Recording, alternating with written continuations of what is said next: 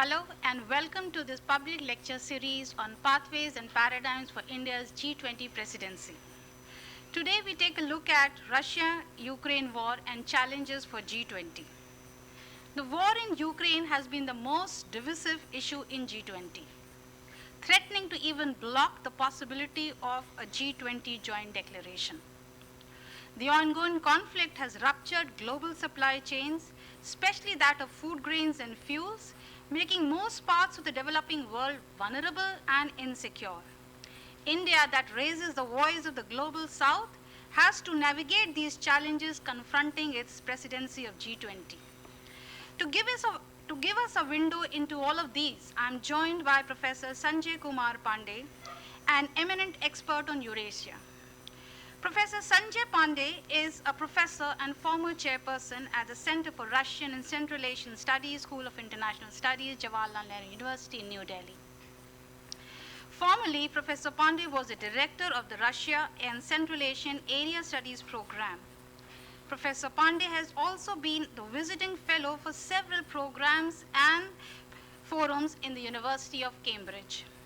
He was the international observer for the parliamentary and presidential elections in Uzbekistan for several years. Professor Pandey has been a prolific author and a regular commentator on affairs of Russia and Central Asia. Please join me in welcoming Professor Sanjay Kumar Pandey.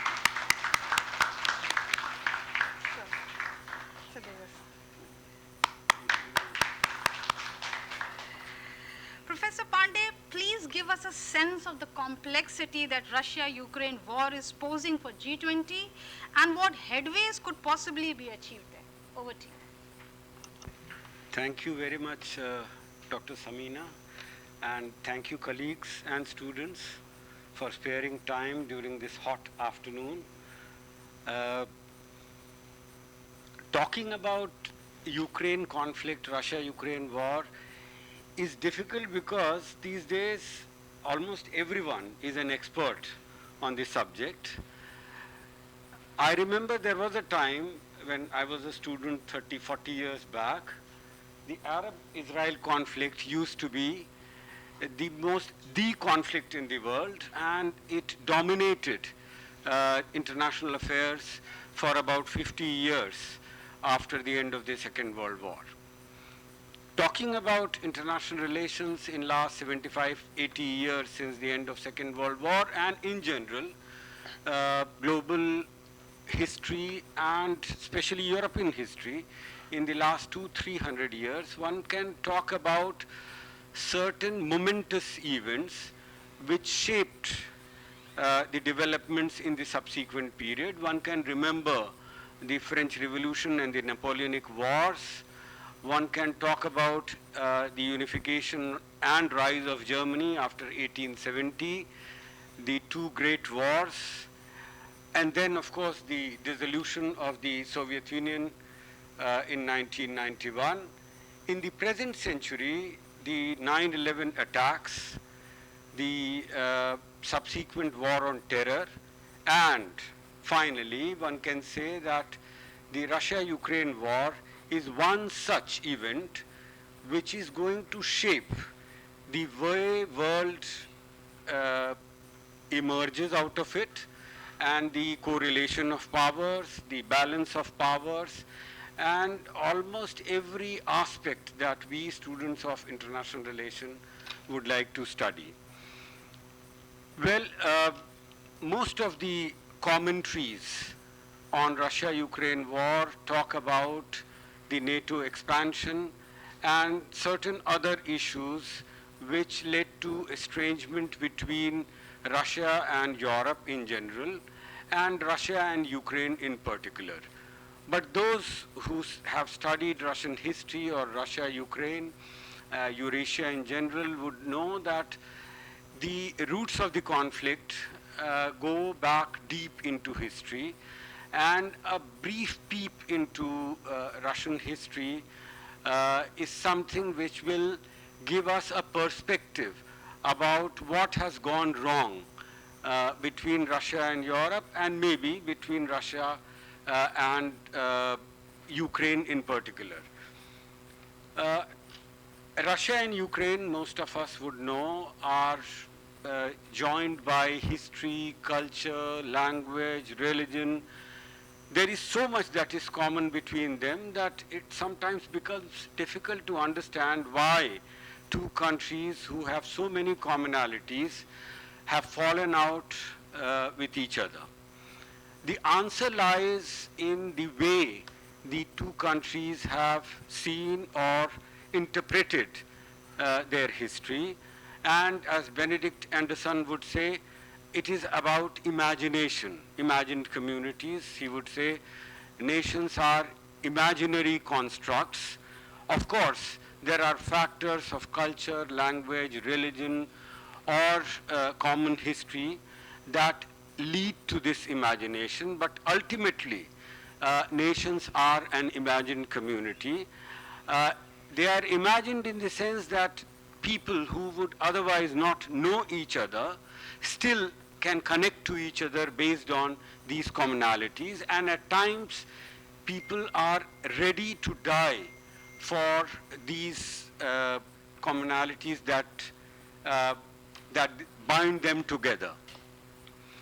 Talking about Russian and Ukrainian history, the beginning of these nations or states go back to at least 1200 years, when sometimes in 882 AD, a small Kievan principality started expanding, and in the subsequent centuries it became one of the great powers of that region.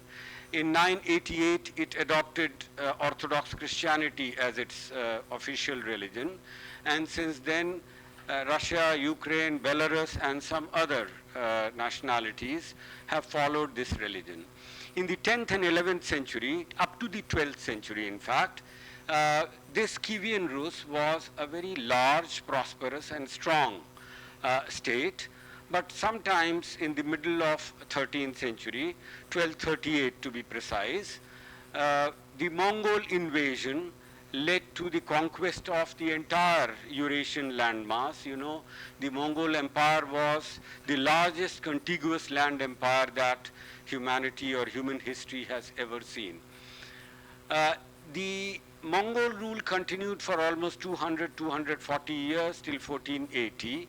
And after the end of the Mongol rule, many of the Moscow princes started collecting what was called the collecting of Russian lands, and tried to create a unified statehood and monarchy around Moscow. Now, when I talked about perceptions about history and construction of history, uh, here is what I mean by that. The Russians believe that after the end of the Mongol rule, the focal point of Eastern Slavic civilization, which includes Russia, Ukraine, Belarus, shifted from Kiev to Moscow. On the other hand, the Ukrainians believe that from then onwards, the Ukrainian history and the Russian history followed different trajectories. Parts of Ukraine came under the rule of the first Lithuanians, then Polish-Lithuanian Commonwealth. Some of it was under the Austro-Hungarian Empire, and still some other parts were under the Ottoman Empire. So therefore, Ukraine has had a very diverse historical cultural experience coming from Poland, Lithuania, Austria, Ottoman Empire, and it was much later that this entire land mass was unified under a Ukrainian state. Sometimes in the 15th century, the Cossacks, who were basically agriculturists, pastoralists, fighters, soldiers, they created a state which subsequently in the 16th century became Ukraine. But at that time, the Polish-Lithuanian Commonwealth and the Ottoman Empire were very powerful neighbors against whom the Ukrainian, the nascent fledgling Ukrainian state could not have survived. So sometimes in the middle of 17th century, the then Ukrainian leader, Bohdan Khmelnytsky, incidentally he defeated the biggest rival to Ukraine, that was Poland, in 1648. But within 4 or 5, 6 years, he realized that he needed some protection or an ally which can protect Ukraine against the powerful neighbors. He sought, for very obvious reasons, he sought the protection of the then Russian Tsar because of commonality of religion, history, language. In fact, if we go by certain historical narratives, the Tsar was initially reluctant. He was also reluctant because he did not want to antagonize powerful neighbors like Ottoman Empire or Poland. But still, in 1654, a deal was reached, an agreement which was called Pereslav Agreement. It was reached according to which Ukraine joined the Russian, at that time it was still a kingdom, not an empire, under the Tsar. But again, this incident, this Treaty of Pereslav, 1654, has been differently interpreted by the Ukrainians and the Russians. The Russians believe that by this treaty, the Ukrainians willingly agreed to be a part of Russia, whereas the Ukrainians claim that by this treaty, the Russians are, while admitting Ukraine into the Russian fold, agreed to give significant autonomy to Ukrainians to manage their internal affairs. So the point I'm trying to make that for each of these very important historical moments, the Russians and Ukrainians have very different perceptions and constructions. In the subsequent period, in the 18th and 19th century, the period which saw the rise of imperial Russia under Peter the Great and his successors, especially Catherine the Great in the last 40 years of the 18th century from 1761 till 1796. Under these rulers, Russia increasingly acquired more and more territory and tried to create a very centralized monarchy, which was the order of the day.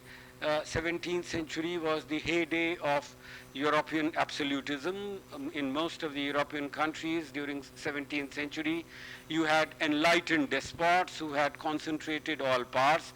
So the Russians were only following that path.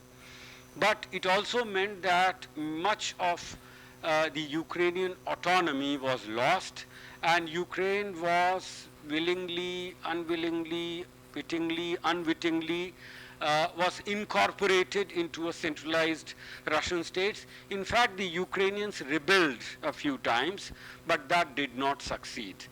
And the Ukrainians claimed that during this period, Ukrainian language, Ukrainian culture, way of life was neglected. And in that sense, Ukrainian identity was sought to be subsumed in the larger Russian identity. At the beginning of 20th century, the Bolshevik Revolution, 1917, and for a time, for 2 years, roughly 2 years, the Ukrainians were able to create a semi-independent statehood. But later on, after the end of civil war, Ukraine was incorporated into Russia, and in 1922 into the Soviet Union, the new federation, as a union republic. In the subsequent period, those who know Russian history would know that war, communism, new economic policy, then the launch of 5-year plans and collectivization in 1928. And in the subsequent period, in the next 5 to 10 years, because of policy of collectivization, bringing all agricultural land under collective farms or state farms, it led to a massive decrease in cultivation and widespread famines, Holodomor, as the Ukrainians call it. Now, Ukrainians believe that Holodomor was in a way, a tactics by the Soviet leadership to punish the Ukrainians, or because Ukraine is one of the major grain producers. I'll come to that part slightly later. But Holodomor, which Russians believe was a catastrophe which the entire population of Soviet Union went through and suffered, and it was not something which only the Ukrainians, or it was not inflicted on Ukrainians alone, but the Ukrainians have their own take about Holodomor, or subsequently about the Second World War. The Second World War provided an opportunity to those among Ukrainian nationalists who were always keen to create a distinct identity and statehood for Ukraine. It provided an opportunity for many of them to become collaborators with the invading Nazi army.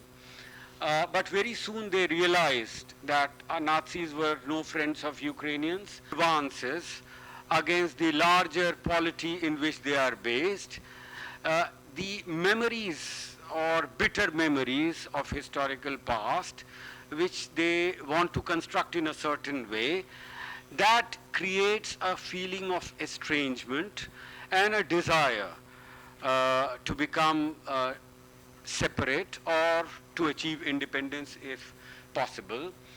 By the end of 1980s, when Gorbachev, the Soviet leader Gorbachev, initiated his perestroika and glasnost programs, and which provided significant freedom of expression, freedom of media within Soviet Union. It was during this period that many of the various nationalities who were part of Soviet Union, so there were 15 Union republics, there were 30 odd autonomous republics, 20 of whom which were there in Russia. Similarly, there were various other types of constituent units who together made up the Soviet Union. Some of them, I won't say many of them, but some of them, especially the Baltic republics, Latvia, Lithuania, Estonia, and the Ukrainians, they started demanding autonomy or independence within Russia, which was one of the Union republics, the largest of course. Such demands were there only among a few communities or nationalities, notably the Chechens, and to some extent Tatars, Tatarstan. But otherwise, these demands were not there. So the rest of the story is well known. Soviet Union disintegrated on 31st of December 1991. Ukraine became an independent country. Here I would like to mention certain facts about Russia and Ukraine which help us understand the complexity of the problem. Russia, if you consider it as part of Europe, which most of us would like to, is the largest country in Europe, both in terms of territory and population. Incidentally, Ukraine is the second largest country in Europe in terms of territory and seventh largest in terms of population. So that shows us that these two countries occupy a significant area in the Eurasian landmass and especially in Europe. But otherwise, Ukraine, which of course under the Soviet Union and much before that, Ukraine has been considered breadbasket of Europe and during the Soviet period of Soviet Union. Russia, of course, is among the leading exporters of wheat, followed by Ukraine, Canada, Australia, some other US maybe. But Russia and Ukraine are among the major grain suppliers, especially wheat, but edible oils and many other. Of course, Russia is rich in mineral resources. Russia is, has been the largest exporter of gas, among 2 or 3 largest exporters of oil. 50% of Europe's gas needs were met by Russia before the war started, and 1/3 of Europe's oil needs were met by Russia. Similarly, Russia is one of the largest suppliers of uranium, a very important strategic mineral. Apart from, and incidentally, nearly 40% of US uranium imports used to be from Russia or Kazakhstan, the another very big exporter of uranium. But most of the Kazakh uranium mines or facilities are under Russian control. So Russia basically controlled this extremely important strategic mineral which was in great demand in US and Europe. So, and otherwise also Russians claim that almost every element on the periodic table is present in Russia. Russia has very important minerals and metals like copper, nickel, zinc, which again are, and Russia is among the 10 biggest exporters of these important minerals. That only shows that Russia has been, apart from being the largest country in the world, a permanent member of the UN Security Council, a major nuclear power, the only power perhaps which can compete with and which can challenge US militarily, at least militarily. So Russia has that type of antecedent. Ukraine, as I said, is also an important country, has been an important country. The fact that Ukraine lies between Europe and Russia, the fact that Russia, as I said, one of the most important, number one supplier of European energy, some of the most oldest and largest gas pipelines they used to pass through Ukraine. And Russia always had a desire to somehow control the flow of gas through Ukraine. Of course, the Ukrainians greatly benefited from these gas supplies, both in terms of getting rent and revenue, and also getting subsidized Russian gas.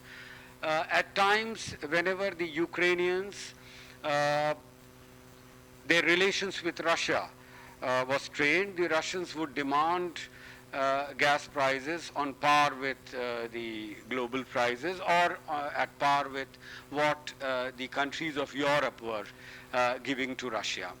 Now, Ukrainians, from the very beginning, and much before it, we have seen the history of Ukraine, in fact, there were two strands in Ukraine when it came to identity discourse. One which saw Ukraine as part of the larger Eastern Slavic civilization, and between 15 to 20% of the Ukrainians consider Russian as their mother tongue. A greater number can speak Russian, that is another matter. So quite a significant, almost a third of Ukrainians. This was a poll which was carried out before the 2014 Crimean annexation, and nearly 30% of the Ukrainians, one way or the other, favored integrating with Russia or the Russian-led Eurasian Economic Union, which was to be launched on 1st of January 2015. And Russia was very keen that Ukraine should join this union. But a greater number, at least before 2014, about 40% of the Ukrainians believed that a better future awaits them as part of EU and NATO. Now, that brings us to the most complex issue that has bedeviled Ukraine-Russia ties and also ties between Russia and West. I would not like to go into the history of Russia-West ties, but in general, maybe in 1 or 2 minutes, one can just remind the audience that Russia's relations with Europe has been very problematic. One of the foremost writers and scholars of our time, Samuel Huntington, claimed that Russia is a torn country.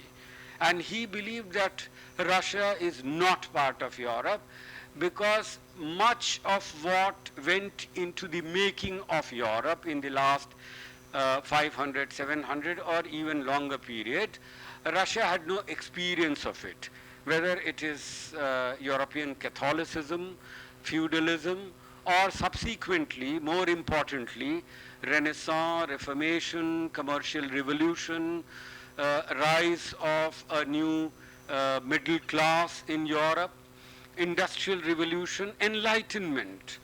Huntington would say that much of it is absent from Russia's historical cultural experience, and therefore Russia cannot be considered part of Europe.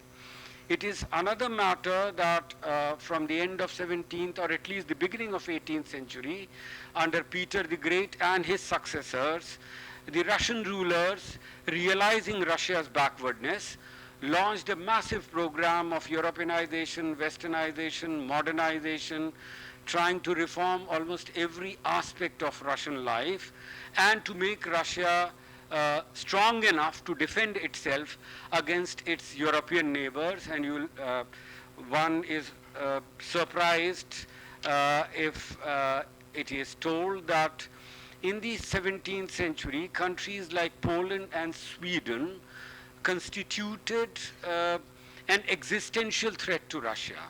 So one of the reasons behind Russia's modernization was to equip itself to defend the fatherland against these European neighbors. For that, they had to bring about reforms in every aspect of Russian life.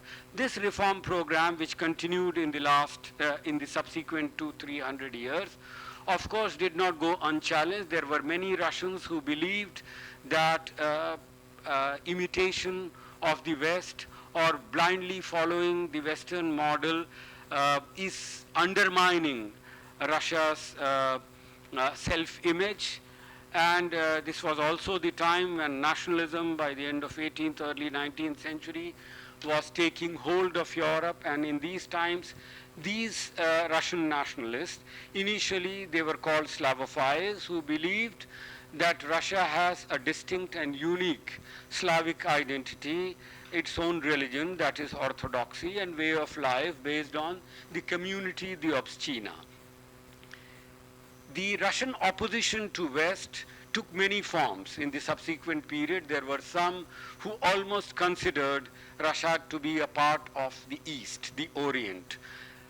In the 20th century, there were Eurasianists who came out with a new formulation that Russia is neither part of Europe nor Asia, although it shares something with both, but it is a bridge between the two and is distinct and unique. It is believed that after Soviet disintegration, the Russian foreign policy especially, but also in many ways the domestic politics, has alternated or oscillated between these two schools of thought.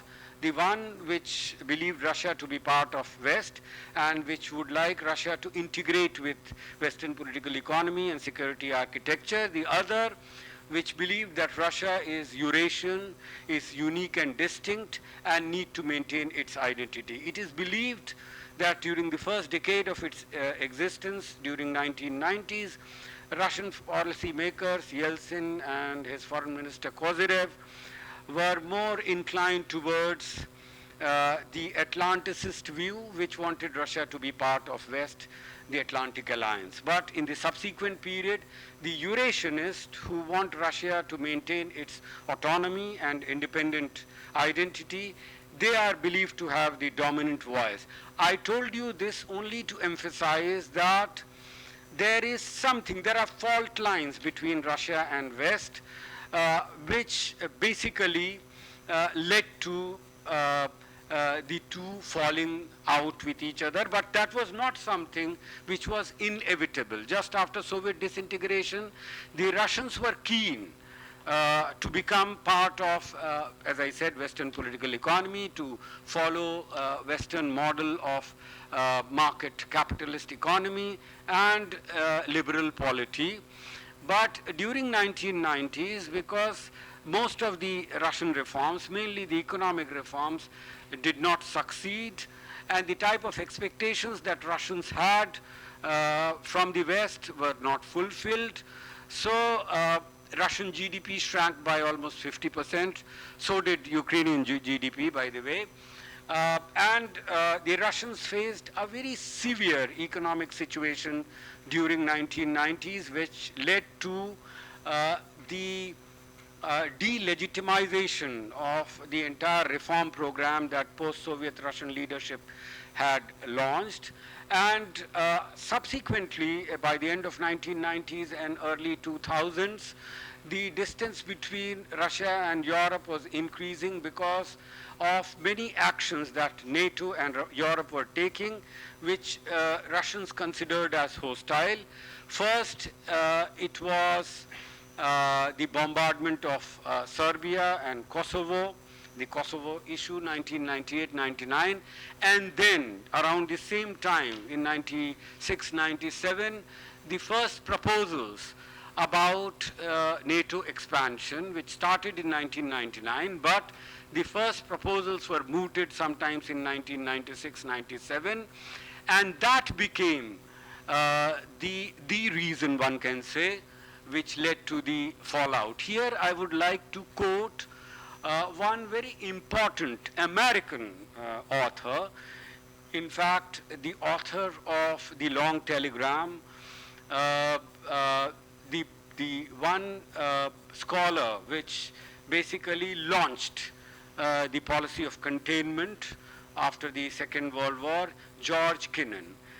Way back in February 1997, George Kennan wrote an article in which he clearly warned the American leadership and NATO that NATO's expansion would inevitably lead to a war between Russia and NATO, and not just that, he warned that the expansion will lead to hyper-nationalism in Russia and undermining of democracy and individual rights.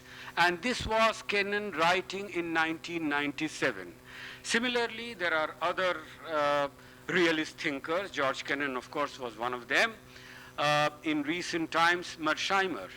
And he has his writings about the mistakes that NATO and US have committed, and he almost defends Russia. He believes that there are many others who believe that the end of Soviet Union and the end of Cold War led to a resurgence of liberal international order in which the old realist wisdom about state security, about great powers having certain special interests, and balance of power as one of the ways to maintain global peace, they were all forgotten.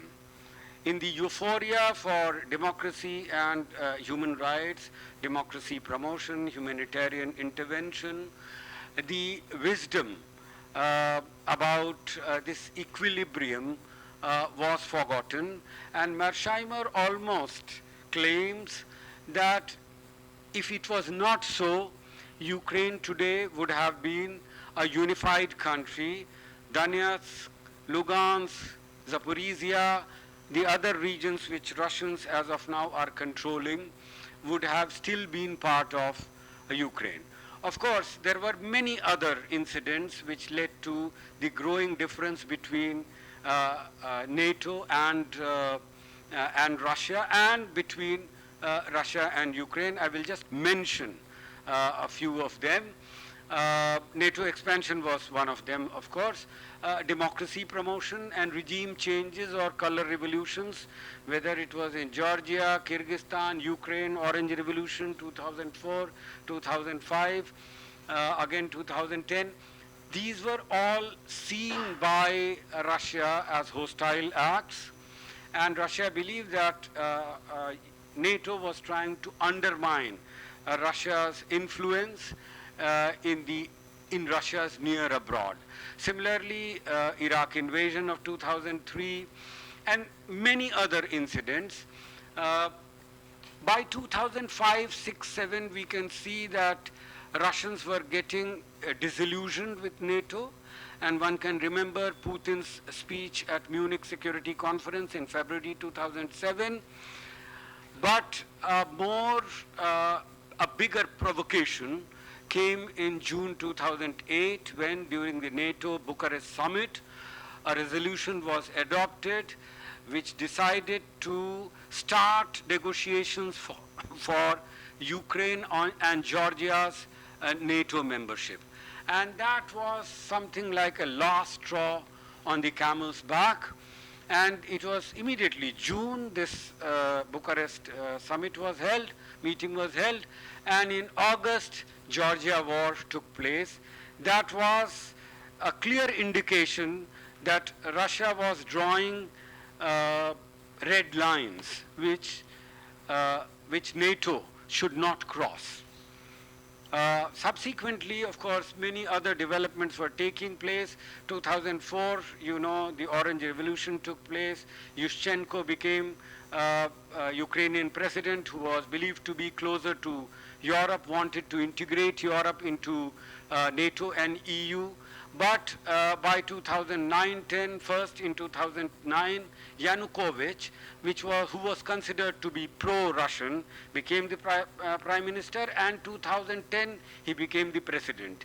In the next 3-4 years, the Ukrainians, although they had continued with certain negotiations with EU, but finally in November 2013, suddenly Yanukovych announced that they are stopping the association agreement talks with EU, and they opened negotiations with Russia. You know, Russia in 2013, incidentally, a Russian foreign policy concept came out, and which for the first time mentioned Ukraine as one of the very important countries with whom Russia wanted to improve relations and wanted it to join the Eurasian Union. Customs Union was already there, but Eurasian Union, which was to be launched on 1st January 2015, Russia was very keen that Ukraine should join it, and now it seemed as if Yanukovych was ready for it.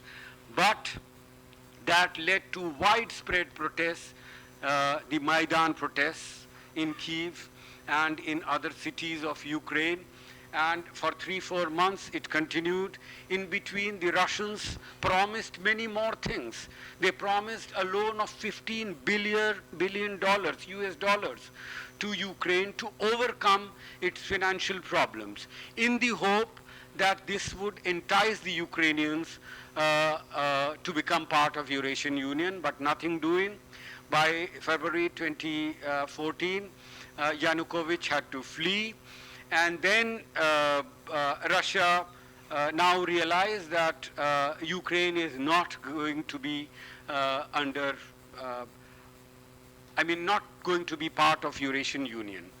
And we must also remember that a very important Russian military base, Sevastopol, was in Crimea.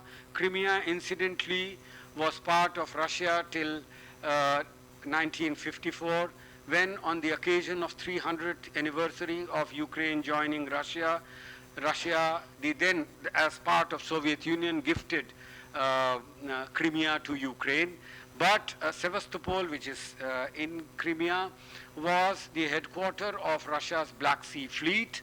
It was among the most important bases of Russia, and Russia could not hope to lose it. They entered into an agreement with Ukraine for continuance of that base, but after 2014, Russians feared that even that base might go. And that instigated the February invasion, if you want to call it. The Russians call it reintegration of Crimea with Russia. The subsequent 8 years, we have seen continued tension. Of course, Russian-backed separatists in Donetsk and Lugansk, the two regions which have 40-50% of Russian-speaking population and which Russia considers as Novorus. Now these separatists were demanding separation or autonomy. In 2015, the Minsk II agreement was reached, by which Ukraine agreed to provide substantial autonomy to Lugansk and Donetsk, and also regional autonomy and also linguistic and cultural rights. But in the subsequent years, it is believed the Russians blamed and the separatists in Lugansk and Donetsk claimed Ukraine was not willing to keep its part of bargain. That further alienated Russia. Of course, by the end of the second decade, that is 4 or 5 years back, just before the invasion, there were many attempts by European leaders, many of whom were not averse to engaging with Russia. Merkel, of course, the German Chancellor, was one of them. Even the French president was not averse. Biden, Trump, of course, was blamed for his hobnobbing with Russia, and the Russians having, it was alleged, having helped Trump in his election bid. But even Biden, after becoming president, he had realized by then that the main challenge for America in this century is going to be in the Asia-Pacific, Indo-Pacific, China, basically. And therefore, in 1920-21, you can find serious negotiations between the Americans and the top Russian leadership. Biden met Putin sometimes in June 2021. And Biden was contemplating somehow weaning away Russia from the Chinese orbit. Russia had grown very close to China after the 2014 Crimean War, after Western sanctions were imposed on Russia. So Russia and Chinese are becoming very close. Biden was contemplating weaning away Russia. But then many other things happened. Some would say there is a very strong Russophobic anti-Russian lobby in Washington. Similarly, there are many in Europe, and including and especially in Poland and the Baltic republics, who were not comfortable with Russia joining the West, and because they saw Russia as the foremost threat for them. Whatever might be the reason, some would say that American withdrawal from Afghanistan made it clear to Russia and to world at large the limitations of American power, and that might have induced Russia to start the war. I know it has been a long introduction about the reasons or factors that led to Russia-Ukraine war. The subsequent developments, of course, are quite well known. The stalemate that has occurred, and what have been the implications of this war for the world and for G20 is the last point that I would like to make. Well, we have seen how Russia and Ukraine have been so critical to global food security and supply chains. Additionally, Russia, as the largest energy supplier, especially to Europe, has been critical for energy security, for energy supplies, for fertilizers, for uranium, for many other minerals. And therefore, the Russo-Ukrainian war has led to a disruption of many of these supply chains, has created severe problem of food security, especially for the African countries, created serious energy crisis and deficit in Europe and rest of the world. It has created serious economic problems worldwide, recession and all. So these problems are something which it will take perhaps for the world to overcome. Coming to India and G20, well, for India, uh, this was a very difficult situation, not just for India, but for many other countries, incidentally. And one should not forget that even though many resolutions have been passed in UN against Russia, against Russian actions or invasion of Ukraine, but a significant number of countries have either voted with Russia or at least have abstained. If you just want to assess this in terms of the global population, for example, almost two-thirds, including China and India, two-thirds of the global population, more than 70, 80 countries are those who are not in favor of sanctions against Russia and who would not like to put all the blame on Russia for what's happening. It's another matter that when it comes to the size of their economies, the Europeans, the North Americans, the Japanese, the Koreans, they constitute almost 70%. Those who are pitted against Russia and who are in favor of sanctions. So it's a very complex situation that countries like India and for that matter many countries in West Asia, in Southeast Asia, last G20 summit was in Indonesia, in Bali, and we know how the Ukrainian diplomats had to burn midnight oil and had to face a very difficult diplomatic maneuver in order to come out with something like a consensus statement.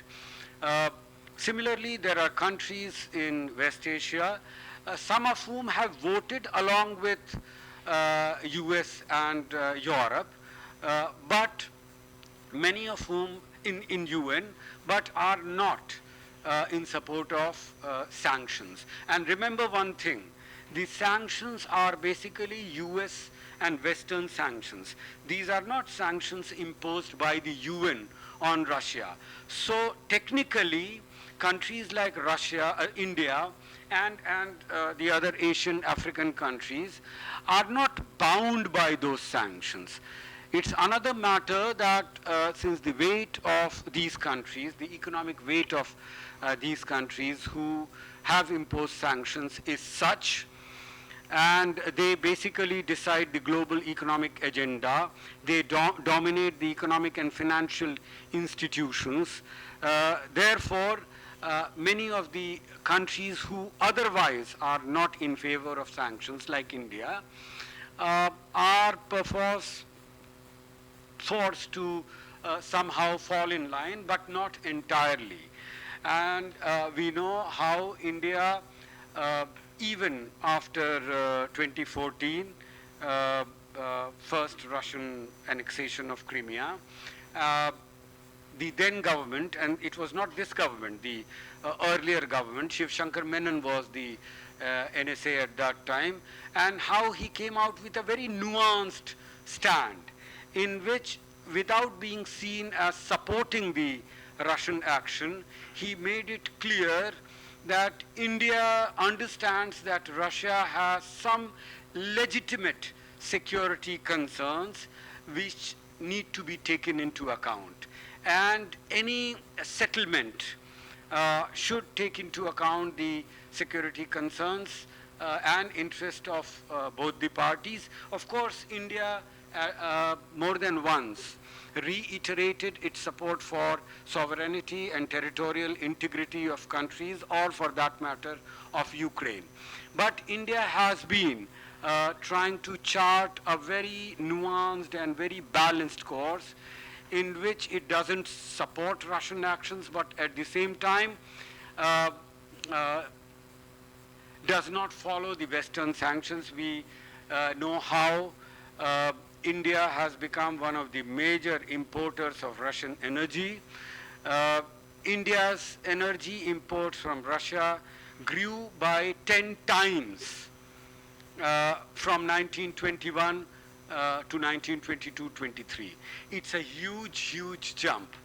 Russia-India trade, which was stalemated around $10 billion plus minus for about 10 years, 12 years, has suddenly jumped to $14 billion last year. So some would say that India has certain economic interests because of which it would not like to follow Western sanctions. But don't forget that even the Western sanctions regime had kept certain items, initially at least, out of sanctions. Uranium, for example. So the Americans made it clear that uranium will not be under the sanction regime. Similarly, potash or fertilizers for some time was not in the sanctions regime. Potash, which is a very important chemical in making of fertilizer, was also, but at the same time, there were other measures, how Russian banks were taken out of the SWIFT arrangement, and many other actions were perceived by Russia as clearly hostile. The West believed that the sanctions would lead to collapse of Russian economy, and that would bring Russia to the negotiating table, which did not happen. The Russians similarly had misconception that within a few weeks of the start of Ukraine war, they would be able to force a treaty as per their own wishes, in which perhaps they would have asked Ukraine to remain neutral, not to join West. In fact, some of these proposals were mooted during the initial months of the Ukraine war, but and Russia, according to some reports, was even willing to withdraw from Ukrainian territory, provided the Ukrainians go by the Minsk II agreement and agree not to be a part of NATO. But all those proposals have come to a naught. Now coming to G20, now India saw G20 presidency as its big moment, as the opportune time. India, which since its independence has tried to follow an autonomous foreign policy with a distinct worldview, whether it was called non-alignment at some point of time or subsequently whatever name you give it. But according to, I remember one American writer calling Indian foreign policy as notoriously independent. So India believed that this was the time, and Ukraine war in fact showed how many of the countries in the global south, all right, they were keen to have their own say, their own worldview, their own distinct position, and they would like to take foreign policy decisions based on their own understanding of the global situation and their own national interest. If the Americans and Europeans, and don't forget, even now, the Ukrainian pipelines are still supplying Russian gas to Europe. That has come down significantly, but hasn't stopped entirely. So it's a very complex situation. And countries like India would like to follow a very nuanced policy. What will happen some Sherpa meetings have already taken place. The last one is going to take place on 7th and 8th. It is believed that India would like to hammer out a consensus, and India, of course, and many of the countries of the South, and half a dozen or more of them are part of G20. They believe that Ukraine war is not a global problem. Europe cannot force us to consider this conflict as the foremost problem that the world is facing today. It is a serious problem. It is a situation also because of the type of disruption that it has created in the global supply chain, especially energy, food security, fertilizer, and some other things. But they would like to discuss the economic fallout of the war rather than the war per se. And rather than condemning or criticizing Russia, India would like to arrive at a consensus on which all the countries, all the member states are in agreement. If Ukraine war is an issue on which they are not in agreement, Putin is not coming, Xi Jinping is not coming, then India would rather want Ukraine war to be kept on the sidelines and discuss the other more urgent issues, some of which we discussed, and of course issues relating to environment, to global warming, or some measures like admitting African Union. So these are the foremost concerns of India: the women's issue, the underdevelopment issue, the environment issue, and others which have been unleashed by the Ukraine war. We have to see how in the next 4 or 5 days Indian diplomacy is going to face a very tough task in arriving at a consensus resolution. What shape it takes, we have to wait and watch.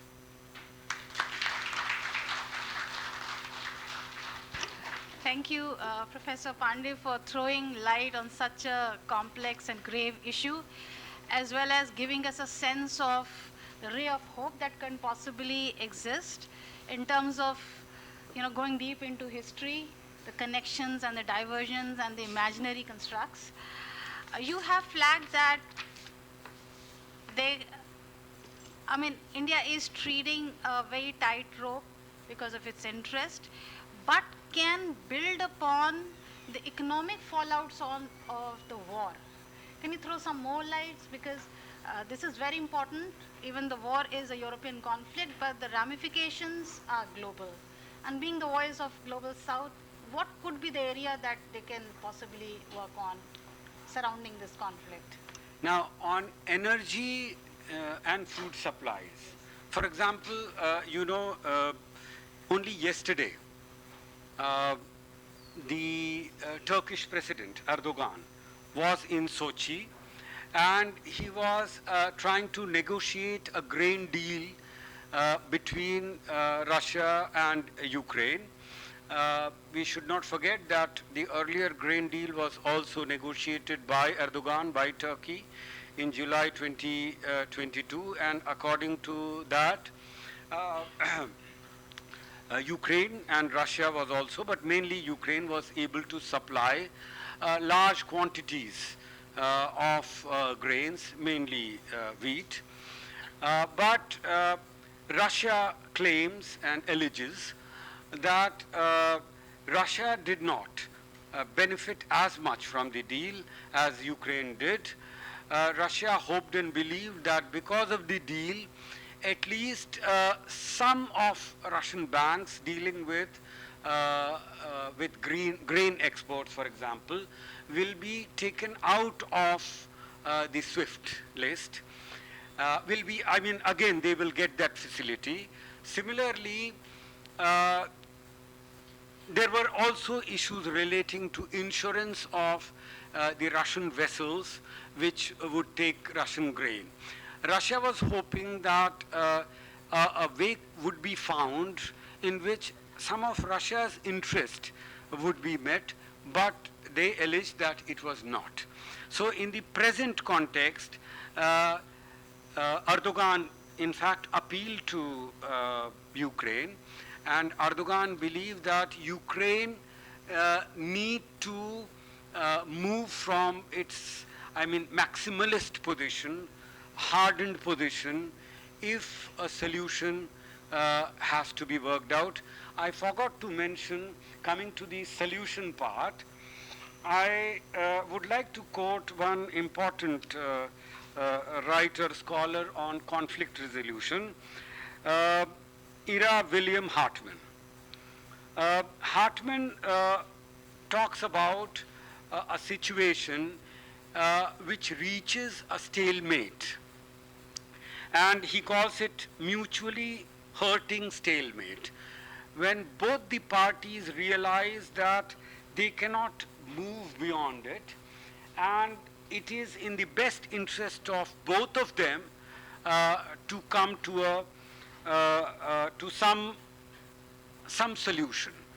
He says that this stalemate can either be a plateau or a precipice from where you only fall down, or otherwise it can be a plateau where things stand still, and then perhaps that is the situation when the conflict reaches a ripeness. He talks about ripeness of the conflict situation as a necessary condition in which a solution can be found. And he also talks about one, objective situation and elements, and the role of persuasion. Persuasion is something